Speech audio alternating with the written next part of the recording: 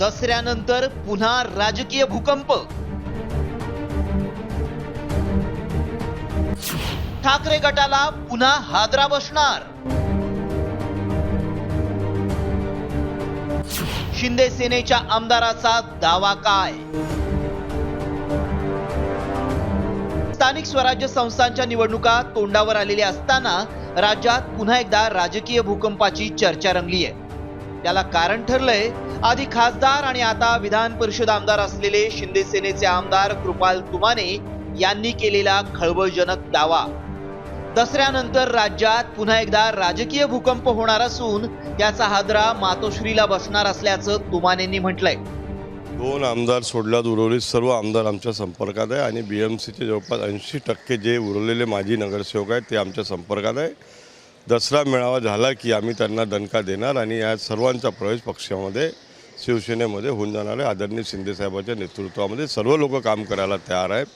कारण त्या ठिकाणी ते संजय राऊतांना सर्व कंटाळलेले आहे आणि त्या संजय राऊतांमुळे त्या उभाटाचा सत्यानाश झालेला आहे आणि आता पूर्ण पक्ष नेस्तनाबूत होणार आहे. दुसरीकडे पैसा, दहशत आणि ईडी पुढे जे शरण गेले त्यांनी निष्ठावंतांवर बोलू नये अशा शब्दात संजय राऊतांनी तुमानेंचा खरपूस समाचार घेतलाय.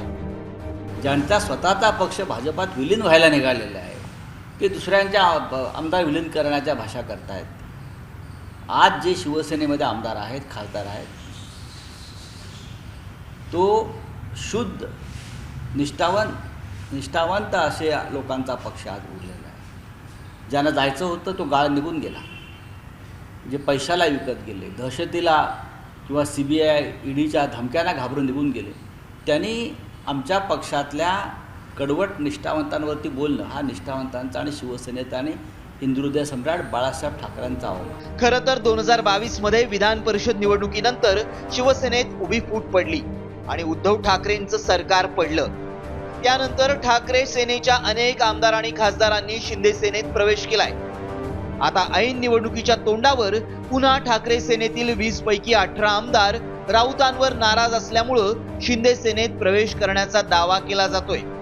त्यामुळे लोकसभा आणि विधानसभा निवडणुकीत प्रतिकूल परिस्थितीतही ठाकरेंना साथ देणारे आमदार आता खरंच ठाकरेंची साथ सोडणार की स्थानिक स्वराज्य संस्थांच्या निवडणुका निकराने लढवून विजयाचा गुलाल उधळणार याकडेच राज्याचं लक्ष लागलंय.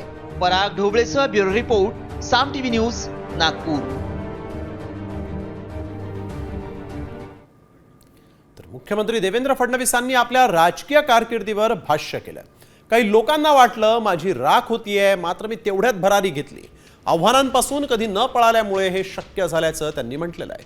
तर फडणवीसांच्याच सहकाऱ्यांकडून त्यांना राखेत घालण्याचं काम सुरू आहे असा दावा संजय राऊतांनी केला आहे. तुम्ही फिनिक्स नाव दिलं तर म्हणजे मी काही राखेतनं उभा झालो नाही, पण अनेक वेळा लोकांना असं वाटलं की माझी राख होते आहे आणि तेवढ्यात मी आपली भरारी घेतली.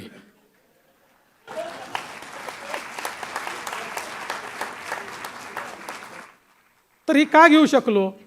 कारण जेव्हा जेव्हा राखेचा क्षण आला त्यावेळी त्याला सकारात्मकतेनं पुढे गेलो, आव्हानांपासून कधी पळालो नाही. त्यांनी शिवसेनेचं उदाहरण दिलं.